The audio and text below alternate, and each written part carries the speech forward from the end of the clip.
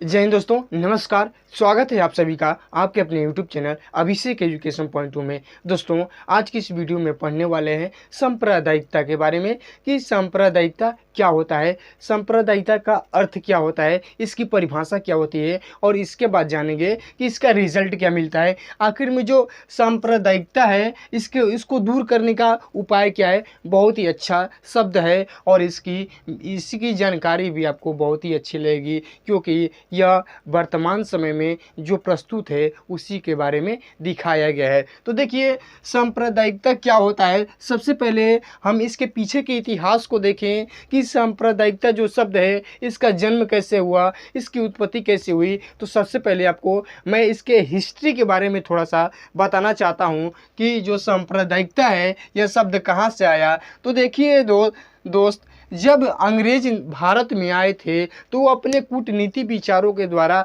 एक शब्द का प्रयोग किए थे, सांप्रदायिकता। उन्होंने सांप्रदायिकता शब्द का प्रचलन इसलिए किया था क्योंकि भारत में लोगों को वर्ग के आधार पर, धर्म के आधार पर, जाति के आधार पर उनके बीच में विभाजन किया जाए, विविधता को उत्पन्न किया जाए और प्रत्येक व्यक्ति को एक दूसरे से क्या किया जाए, अलग किया जाए। दोस्तों, इसी कूटनीति के माध्यम से उन लोगों ने भारत और पाकिस्तान को भी क्या किया था, अलग किया था। किसके आधार पर? धर्म के आधार पर। आपको मालूम होना चाहिए कि भारत और पाकिस्तान अलग हुआ किस कारण? सरधर्म के कारण। अब देखिए, सबसे पहले कहा जा रहा है कि अंग्रेज भारत में सांप्रदायिकता के जनक माने जाते हैं। यानी जो सांप्रदायिकता लाने का मूल कारण है भारत में, किसके वजह से आया? तो अंग्रेजों की वजह से आया। इसको याद रखिएगा दोस्तों कि अंग्रेज भारत में सांप्रदायिकता के जनक माने जाते हैं। दूसरी चीज़ कह रही है कि अंग्रेज अपने स्वार्थ के लिए भारत में उन्माद पैदा करते रहे। देखिए दोस्तों, सबसे पहले अंग्रेजों ने क्या लाया भारत में? सांप्रदायिकता को लाया। अभी जानेंगे दोस्त, घबराइए मत, अभी जानेंगे कि सांप्रदायिकता क्या होता है। इसके बारे में फुल डिटेल जानकारी देने वाला हूं। तो देखिए, सबसे पहले भारत में सांप्रदायिकता लाया कौन? तो अंग्रेज ने लाया। क्यों लाया भाई? आता है क्वेश्चन कि अंग्रेजों ने सांप्रदायिकता क्यों लाया, कारण क्या था? तो देखिए, अंग्रेज अपने स्वार्थ के लिए, यानी अंग्रेज चाहते थे कि हम इन लोगों में क्या करें, आपसी विवाद उत्पन्न कर दें और जो उसके बीच का लाभ है वो हम लोग उठाएं। तो देखिए, अंग्रेज अपने स्वार्थ के लिए भारत में उन्माद पैदा करते थे। किसके बीच उन्माद पैदा करते थे? तो दो लोगों के बीच, अलग अलग धर्मों के बीच उन्माद पैदा करते थे। यानी एक लड़ाई की स्थिति पैदा करते थे कि ये आपस में संघर्ष करे और जिससे हमको लाभ हो। अब देखिए, मैं आपको कहा हूं ना दोस्तों कि अंग्रेज अपने कूटनीति के माध्यम से भारत पाकिस्तान को भी क्या कर दिए, विभाजन कर दिए। तो आखिर में आप सभी को मालूम चल गया होगा कि जो मूल कारण है भारत में सांप्रदायिकता लाने का मूल कारण है किसका है? अंग्रेजों का है। और अंग्रेज भारत और पाकिस्तान को विभाजन करने में क्या हो गए? सफल हो गए अपने कूटनीति के माध्यम से। अब देखिए, अब चलते हैं मेन पॉइंट्स की ओर। अब हम लोगों ने जान लिया कि इसके इतिहास क्या है, सांप्रदायिकता कौन लाया? अंग्रेज ने लाया। अब देखते हैं मेन पॉइंट्स को। देखिए, सांप्रदायिकता एक रोग है, वो भी संक्रामक। देखिए, कहा गया है कि सांप्रदायिकता क्या है? एक रोग है, वो भी संक्रामक।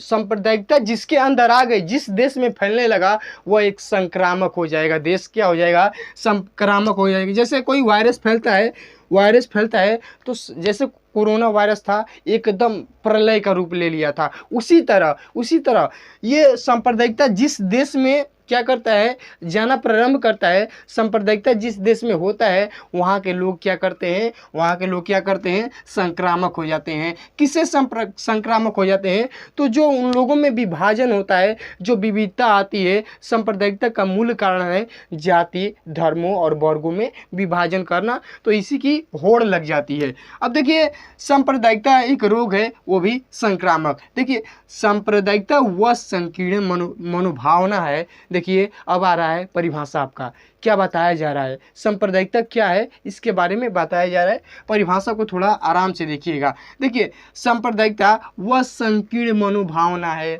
वह संकीर्ण मनोभावना का मतलब, संकीर्ण का मतलब पतला, संकीर्ण का मतलब छोटा, तो वह छोटी सी भावना है, मनोभावना है जो एक धर्म को अथवा संप्रदाय के लोगों में अपने आर्थिक एवं राजनीतिक स्वार्थों की पूर्ति के लिए पाई जाती है। देखिए, सांप्रदायिकता में होता क्या है, सांप्रदायिकता में ये होता है कि एक समूह बनाकर अलग जाति वाले, एक समूह बनाकर अलग जाति वाले, एक समूह बनाकर अलग धर्म वाले, एक समूह बनाकर अलग धर्म वाले अपने इच्छाओं की पूर्ति के लिए, अपने निजी स्वामित्व के लिए क्या करते हैं, संघर्ष करते हैं। देखिए, जैसे कि 10 लोग हैं, 10 लोग हिंदू हैं, 10 लोग मुसलमान हैं, तो ये लोग अपनी इच्छा के, अपनी स्वार्थ की पूर्ति के लिए, न कि ये लोग आपस में नहीं चाहेंगे कि हम लोग दोनों मिलकर काम करें। नहीं, जब ऐसा होगा तो वह सांप्रदायिकता नहीं होगा। लेकिन सांप्रदायिकता का मतलब होता है जब कोई विशेष जाति धर्म अपने निजी स्वामित्व के लिए,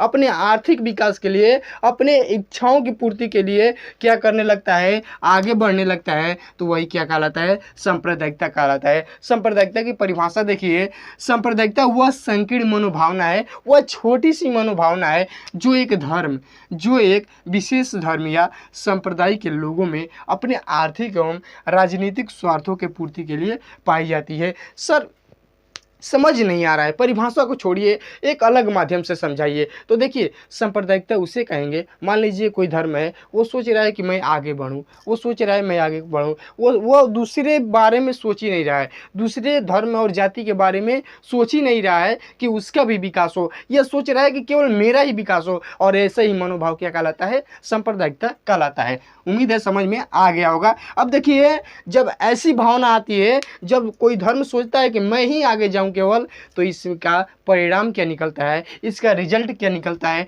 तो देखिए, इसके परिणाम स्वरूप समाज में विभिन्न धार्मिक समूहों में तनाव की स्थिति उत्पन्न हो जाती है और क्या हो जाता है, संघर्ष पैदा होने लगता है। हो सकता है भाई, जैसे कि हम सोच रहे हैं कि सिर्फ हम ही आगे जाएं, हम किसी और कैटेगरी के लोगों को नहीं चाह रहे हैं कि वो आगे जाए, तो संघर्ष की भावना एकदम अच्छे से उत्पन्न होती है। जैसे परिवार में लिया जाए तो 2 भाई हैं, एक भाई को अच्छे से भोजन दिया जा रहा है, अच्छा कपड़ा दिया जा रहा है पहनने को, अच्छा समय दिया जा रहा है, उसे हर एक चीज़ बढ़िया से मिल रही है, और एक भाई को नहीं मिल रही है, तो वह क्या गार्जियन से विवाद नहीं करेगा, अवश्य करेगा। वही स्थिति मान लीजिए यहाँ पर है सांप्रदायिकता के अंदर, कि एक धर्म और जाति आगे जाता है, दूसरे को वो नहीं देखता है, तो वो भी धर्म और जाति और संप्रदाय वाले लोग क्या करते हैं, आपसी संघर्ष करते हैं, जो आगे जाता है उनसे संघर्ष करते हैं। तो देखिए, इसमें क्या होता है, इसका परिणाम स्वरूप क्या होता है। तो देखिए,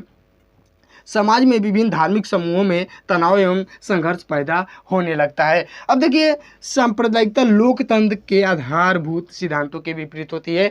एक लाइन को लेकर जाइएगा, सर पूरा पढ़ेंगे, लेकिन इस लाइन को लिख कर लेकर जाइएगा, क्योंकि बहुत ही इंपॉर्टेंट है।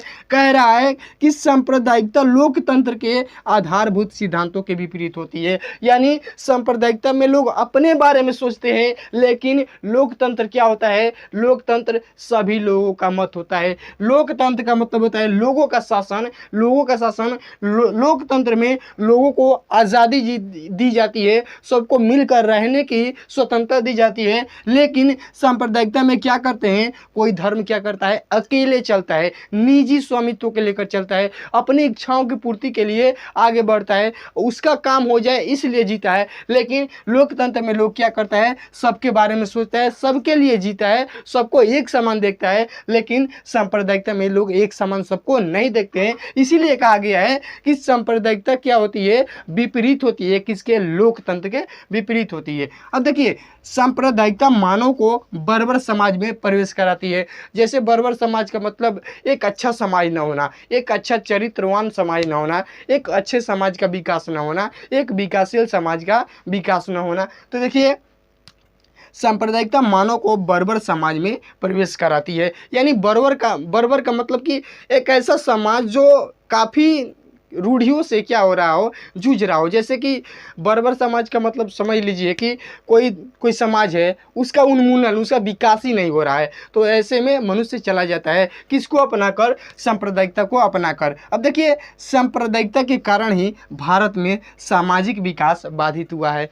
आप देख ही रहे हैं, हम अहीर हैं, हम यादव हैं, हम जिम्मेदार हैं, हम सिंह हैं, हर एक चीज़ में क्या है, जातिवाद। देखिए जातिवाद मतलब सांप्रदायिकता, जातिवाद यानी सांप्रदायिकता, यानी कोई अपने जाति के बारे में, अपने जाति को लेकर आगे बढ़ रहा है तो क्या है, सांप्रदायिकता के अंदर आएगा। जैसे कि वह जब अपने जाति को लेकर, अपने धर्म को लेकर आगे जाएगा तो वह अदर कैटेगरी के लोगों को नहीं देखेगा, और यही गलती क्या कहलाती है, सांप्रदायिकता कहलाती है। और अंग्रेज़ों ने बहुत ही कूटनीति के माध्यम से इसको लागू किया और भारत में शासन करने में सफल रहे। और सांप्रदायिकता का प्रयोग कर कर ही सर, वो अलग बात है कि फूट डालो और राज्य करो की नीति ले आए थे, लेकिन सांप्रदायिकता में क्या होता है कि दो धर्मों को विभाजन करिए, दो धर्मों के बीच आपसी संघर्ष करिए और उनसे जो लाभ प्राप्त हो रहा है वह लीजिए। इसीलिए ज़्यादातर अंग्रेज क्या हुए, सफल हुए। तो देखिए सांप्रदायिकता के कारण ही भारत में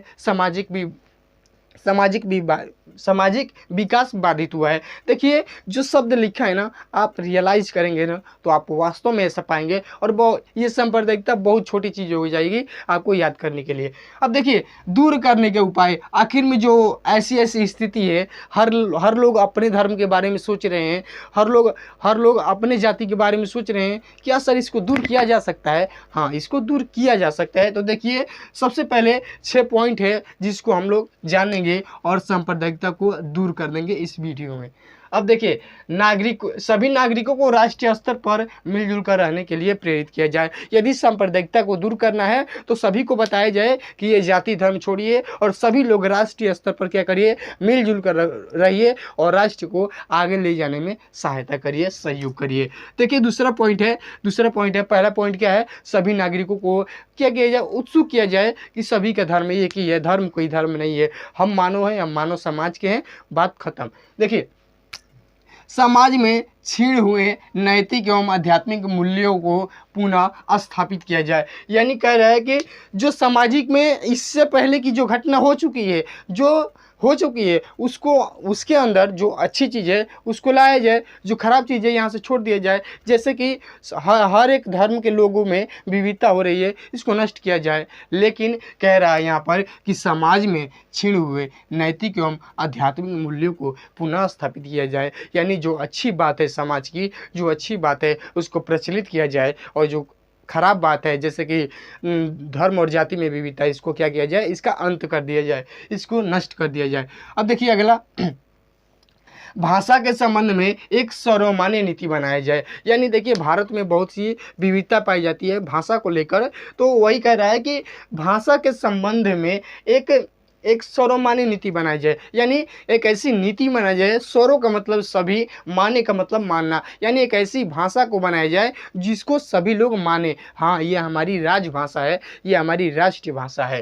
देखिए जन जागरण के माध्यम से, लोगों के माध्यम से, देखिए सांप्रदायिकता को दूर कौन कर सकता है, हम ही लोग कर सकते हैं। कोई अकेले व्यक्ति चाहे कि हम दूर कर दे तो दूर कर सकता है क्या? नहीं कर सकता है। देखिए जन जागरण के माध्यम से धार्मिक कट्टरता को दूर किया जाए। देखिए कट्टरता शब्द आया है, देखिए जैसे लोग लिखते हैं कि हम कट्टर हिंदू हैं, हम कट्टर मुसलमान हैं, यानी कट्टरता आप लोग देखे भी होंगे, शायद आप लोग भी स्टेटस लगाते होंगे, कट्टर हिंदू, कट्टर मुसलमान। तो देखिए वही कर रहा है कि जन जागरण के माध्यम से, यानी लोगों के माध्यम से, लोगों में उत्सुकता के कारण लोगों को प्रोत्साहित करके धार्मिक कट्टरता को दूर किया जाए। यानी कोई धर्म कोई न रहे, कोई हिंदू मुसलमान अपने आप को न कहे, जिससे क्या होगा कि जिससे आर्थिक विकास होगा, देश का भी विकास होगा। जैसे कि आप मान लीजिए कोई अदर कैटेगरी का है, कोई अदर कैटेगरी का है, वो अपने देश के बारे में सोच रहा है तो ये कहेगा कि नहीं वो दूसरी जाति का है, मैं सहयोग क्यों करूं। इसी भाव को खत्म किया जाए और सांप्रदायिकता को दूर किया जाए। देखिए अगला है सांप्रदायिक प्रवृत्ति के राजनीतिक दलों को प्रतिबंधित किया जाए। देख रहे हैं आजकल वोट दिया जा रहा है किसके वजह से, जाति की वजह से। वो मेरे कैटेगरी का है, चाहे अशिक्षित हो, गरीब हो, कुछ भी हो, कुछ भी हो, मुझको रोज गाली भी देता हो, लेकिन वो जाति का है तो उसे वोट देना बनता है। तो देखिए सांप्रदायिक प्रवृत्ति के, यानी जो जाति के आधार पर चुनाव में उठ रहे हैं उनको क्या किया जाए, बंद किया जाए, बैन लगा दिया जाए उन पर, कि वो उनको सीट ही न दिया जाए, कि वो न उठे, न सांप्रदायिक के आधार पर वोट मांगे। अगला है धार्मिक प्रचारों को बंद किया जाए। जैसे कि धार्मिक प्रचारों को बंद किया जाए, अब तो गाना भी आ रहा है कि हर एक कैटेगरी के ऊपर गाना आ रहा है, हर एक जाति के आधार पर गाना आ गया है, और लोग, हमारे नव युवक दल क्या कर रहे हैं, उनको सुन रहे हैं और अच्छे से उनका पालन कर रहे हैं। तो सांप्रदायिकता कैसे दूर होगी? तो देखिए हम लोगों ने 6 पॉइंट को पढ़ा कि सांप्रदायिकता को दूर कैसे किया जाए, और सबसे पहले हम लोगों ने जाना कि सांप्रदायिकता का कारण क्या था। तो अंग्रेजों ने सांप्रदायिकता को लाया था और अपने निजी स्वार्थ के लिए लाया था, और उसी के चलते हमारे विचारों को, भारत के लोगों के अंदर उनके विचारों को पढ़कर उनके ऊपर ये लागू किए और काफ़ी हद तक सक्सेस हुए। तो देखिए सांप्रदायिकता जो होता है वो धर्म और जाति के आधार पर विविधता पैदा करने का मूल कारण है। और एक बात याद कर रखिएगा कि सांप्रदायिकता लोकतंत्र के विपरीत होता है, लोकतंत्र के विपरीत होता है। कौन? सांप्रदायिकता। क्योंकि सांप्रदायिकता में लोग निजी स्वामित्व को देखते हैं, लेकिन लोकतंत्र कहता है कि ये सबको साथ लेकर चले, लेकिन सांप्रदायिकता सबको साथ लेकर नहीं चलता है। इसी के कारण क्या होता है, लोगों में विवाद की स्थिति उत्पन्न होती है। अब हम लोगों ने देखा कि सांप्रदायिकता के कारण ही भारत में क्या है, हम लोगों का विकास नहीं हो रहा है, यानी सामाजिक विकास नहीं हो रहा है। दूर करने के उपाय में हम लोगों ने देखा कि सबको बताया जाए कि राष्ट्रीय स्तर पर मिलजुल कर रहे, पुरानी जो खराब चीज़ है उसको छोड़ दे और नई चीज़ को अपनाए। और देखा कि एक भाषा का प्रयोग किया जाए, एक भाषा का प्रचलन किया जाए राष्ट्रीय स्तर पर, जिससे सभी लोग उसको माने। और हम लोगों ने देखा कि कट्टरता को दूर किया जाए, जैसे कि लोग कहते हैं कि हम कट्टर हिंदू मुसलमान हैं, इन सभी विचारों को दूर किया जाए। और राजनीतिक दलों की भूमिका न दिए जाए, क्योंकि राजनीतिक दल धर्म के आधार पर वोट मांगते हैं, और सबसे ज़्यादा इसी में लोग क्या होते हैं, भ्रमित होते हैं, और सबसे ज़्यादा देश खंडित इसी की वजह से होता है। अब देखिए धार्मिक प्रचारों को बंद किया जाए कि हम हिंदू हैं, मुसलमान हैं, इसको ना लिया जाए, और भाईचारे के व्यवहार से देश को और राष्ट्र के आर्थिक स्थिति को सहायता प्रदान किया जाए। वीडियो कैसा लगा अवश्य बताइएगा। तब तक के लिए बहुत बहुत धन्यवाद। फिर मिलेंगे अगले नेक्स्ट वीडियो के साथ।